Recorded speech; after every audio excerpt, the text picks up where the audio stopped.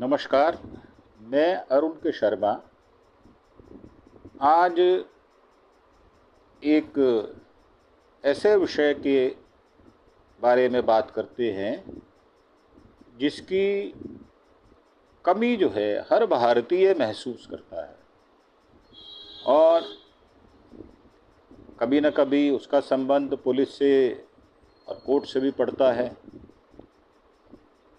तो आज इस विषय में बात करेंगे, परंतु उससे पहले एक पोलाइट सी रिक्वेस्ट कि आप हमारे चैनल अरुण के शर्मा एनालिस्ट वन थॉट को सब्सक्राइब अवश्य करें ताकि हमें हौसला मिले और हम अपनी पूरी ताकत के साथ आपको भिन्न प्रकार की खबरों से अवगत कराते रहें। तो बात की जाए अपने विषय को लेकर तो इंडिया जस्टिस रिपोर्ट पेश की गई है 2025 में न्यायपालिका को लेकर, और ये बताया गया है कि करीब 146 करोड़ लोगों के लिए भारत में 21,285 न्यायाधीश या प्रति मिलियन संख्या पर करीब 15 न्यायाधीश हैं, जो कि काफ़ी कम है। 1987 की विधि आयोग की प्रति जो है वो 10 लाख आबादी पर 50 न्यायाधीश की सिफारिश से ये काफ़ी कम है, मतलब 35 न्यायाधीश कम हैं। इंडिया जस्टिस रिपोर्ट 2025 में जारी कर दी गई है और इसमें जो बताया गया है कि देश में सिर्फ 10 लाख लोगों पर 15 जज हैं। उच्च न्यायालय में 33% पद खाली पड़े हुए हैं और न्यायपालिका को लेकर बताया गया कि 146 करोड़ जो लोग हैं उन पर सिर्फ 21,000 जज हैं। तो इसके विषय में अगर रिपोर्ट के मुताबिक हम देखें तो न्यायपालिका और प्रशासनिक सुधारों की सूची में दक्षिण के 3 राज्य सबसे आगे हैं, जबकि पश्चिम बंगाल सबसे पीछे है। और रिपोर्ट के मुताबिक सुधारों की सूची में तेलंगाना पहले पायदान पर है, जबकि आंध्र प्रदेश दूसरे और कर्नाटका तीसरे स्थान पर है। वहीं 18 राज्यों में पश्चिम बंगाल थोड़ा बेहतर, उत्तर प्रदेश और फिर राजस्थान। हालांकि न्यायपालिका और पुलिस में अनुमानित जाति, जनजाति और अन्य पिछड़ी जातियों के कोटे के पदों पर 100% नियुक्तियां करने वाला कर्नाटक इकलौता राज्य है, जबकि कर्नाटका की आलोचना हर बात में की जाती है। और न्यायपालिका ने बताया है कि 1.4 बिलियन लोगों के लिए 21,285 न्यायाधीश हैं, प्रति मिलियन जनसंख्या 15 न्यायाधीश हैं। 87 में विधि आयोग की प्रति 10 लाख आबादी पर 50 न्यायाधीशों की सिफारिश की गई थी, ये भी बात है।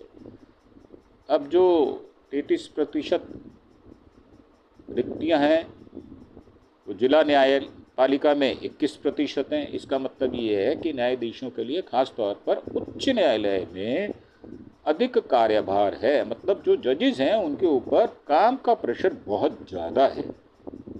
उदाहरण करिए, इलाहाबाद मध्य प्रदेश उच्च न्यायालयों में प्रति न्यायाधीश मुकदमों का भार 15,000 हो गया है।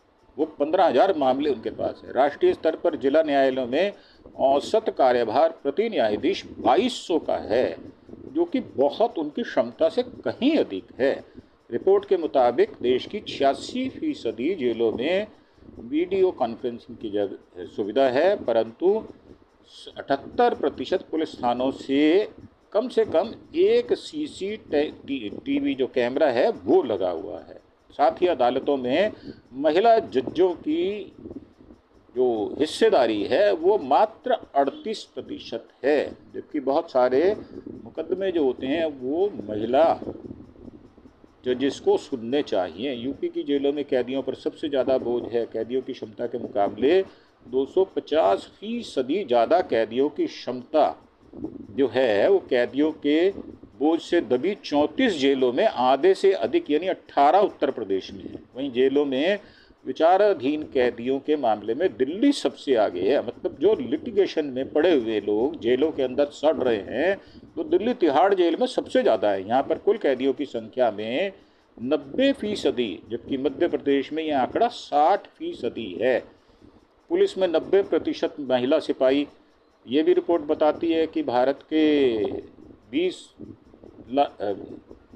लाख मजबूत पुलिस बल हैं। वो उसमें अधीक्षक हैं, महानिदेशक हैं, वरिष्ठ पदों पर हैं, 1000 से भी कम महिला अधिकारी हैं। गैर आईपीएस अधिकारियों को शामिल करते हुए यह संख्या 25,000 से कुछ अधिक है। गैर आईपीएस रैंक महिला अधिकारी कुल 3 लाख अधिकारियों में केवल 8% है, जबकि पुलिस में 90% महिला सिपाही हैं। कई संगठनों के सहयोग से आरजेआर द्वारा विकसित की गई रिपोर्ट में पुलिस अनुसंधान विकास ब्यूरो, भारतीय जेल सांख्यिकी नियंत्रक और महालेखा परीक्षक की रिपोर्ट NALS विभिन्न सरकारी स्रोतों से ये डाटा जो है ये इकट्ठा किया गया है। और जैसे कि जुडिशरी मामले में केरल टॉप पर बताया जा रहा है, पश्चिम बंगाल आखिरी नंबर पे है। इसमें जो बजट है, जो वैकेंसी है इंफ्रास्ट्रक्चर में, SC ST OBC और महिलाओं की नियुक्ति जैसे 32 पैमानों पर पुलिस और 25 पैमानों पर जुडिशरी को आंका गया है। 15 अप्रैल को सर दौरब जी टाटा ट्रस्ट ने इंडिया जस्टिस रिपोर्ट 2025 जारी की है। इसमें देश भर में जो पुलिस, जेल, जुडिशरी और कानूनी मदद का हाल बताया गया है। इन सब के ओवरऑल मामलों में टॉप में 5 राज्यों में एक भी बीजेपी शासित राज्य नहीं है। ये बात विलक्षण है। 18 राज्यों में यूपी 17वें स्थान पर है। और अगर हम देखें तो टॉप 5 में एक भी बीजेपी राज्य शासित नहीं है, सभी दक्षिण से हैं। आंध्र प्रदेश जो है उसमें ओवरऑल रैंक 1 है। कर्नाटका नंबर 1 पर है। आंध्र प्रदेश, तेलंगाना, केरल, तमिलनाडु, छत्तीसगढ़, मध्य प्रदेश, ओडिशा, पंजाब, महाराष्ट्र, गुजरात, हरियाणा, बिहार, राजस्थान, झारखंड, उत्तराखंड, उत्तर प्रदेश और पश्चिम बंगाल अंतिम में है। तो पहले जो हैं उसमें सबसे पहले नंबर पर Karnataka Congress, Madhya Pradesh TDP, Telangana Congress, Kerala left, Tamil Nadu DMK और Chhattisgarh, Madhya Pradesh, Orissa BJP, Maharashtra BJP, Gujarat BJP, Haryana BJP और उसके बाद Rajasthan BJP, Uttarakhand BJP, Uttar Pradesh BJP और उत्तर प्रदेश BJP। तो ये सारी रिपोर्ट जो है वो बताई गई है। जुडिशरी में जो लेफ्ट शासित केरल प्रदेश है वो सबसे टॉप पर है और योगी जी का जो यूपी है वो 17वें नंबर पर है।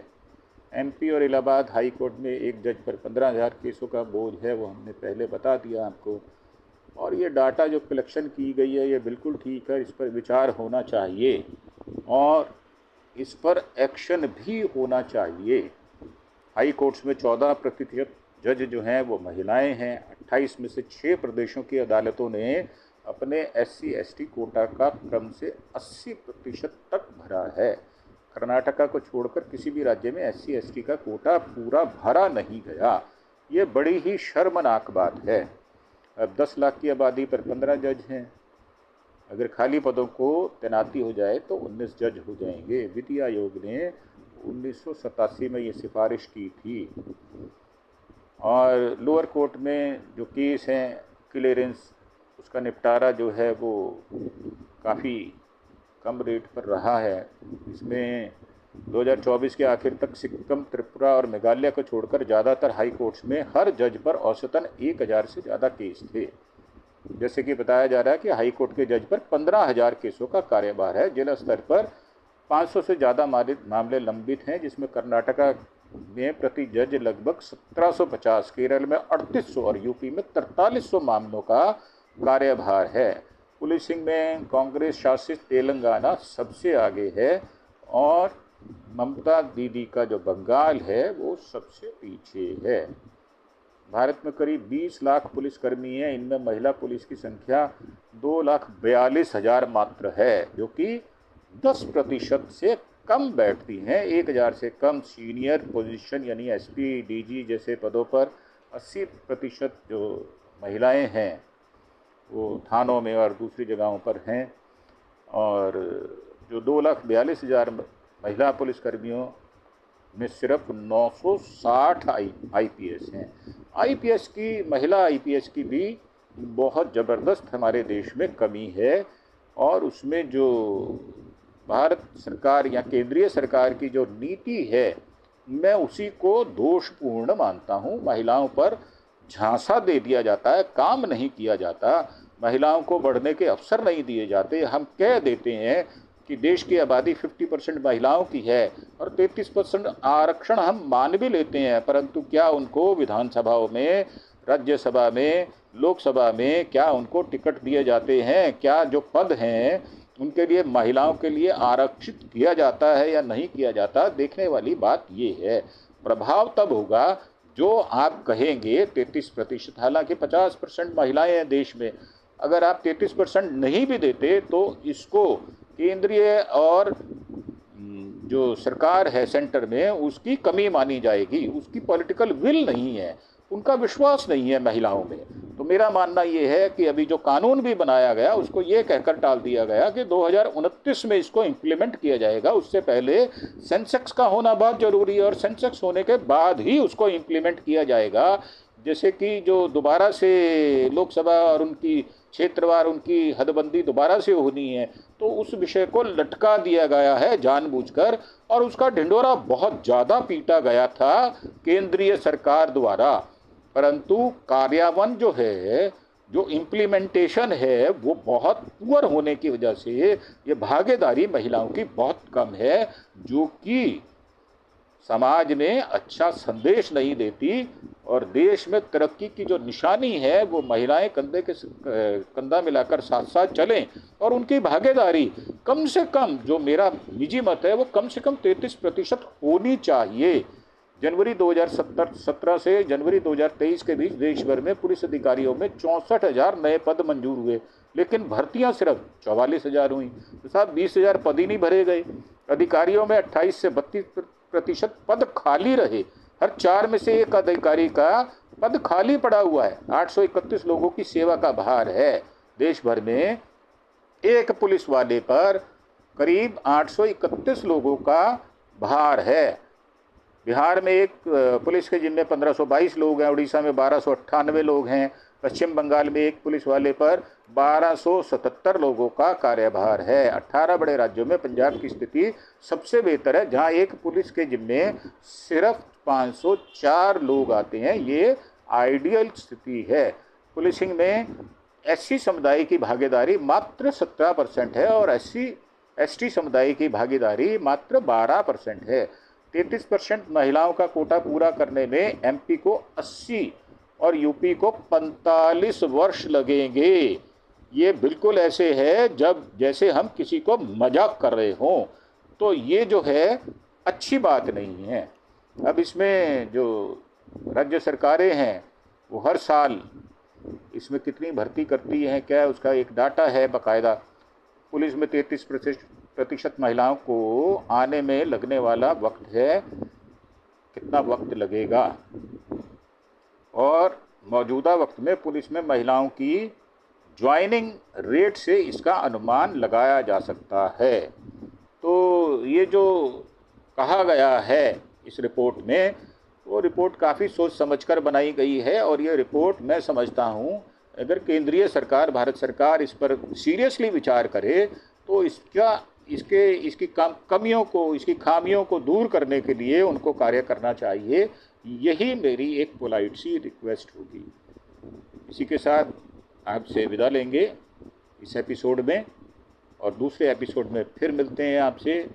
परंतु एक प्रार्थना अंत में कि आप मेरा जो चैनल है अरुण के शर्मा एनालिस्ट वन थॉट, इसको सब्सक्राइब अवश्य करें और लाइक और शेयर भी करें। इसी के साथ थैंक यू, धन्यवाद। जय हिंद, जय भारत।